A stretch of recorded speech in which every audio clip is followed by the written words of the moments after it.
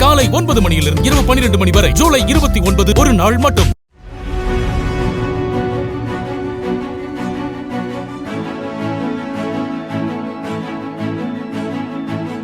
சென்னை தாம்பரம் அருகே படப்பையில் வீட்டு வாசலில் அருந்து கிடந்த மின் கம்பி மீது கால் வைத்த 75 வயது தேவகி என்ற மூதாட்டி மின்சாரம் தாக்கி உயிரிழந்தார். படப்பையில் பல இடங்களில் மின்கம்பிகள் தாழ்வாக செல்வதாகவும் பலமுறை இதுபோல் விபத்துக்கள் நிகழ்ந்துள்ளதாகவும் மின்சாரம் தாக்கி கை சேதமடைந்த பெண் ஒருவர் கூறினார்.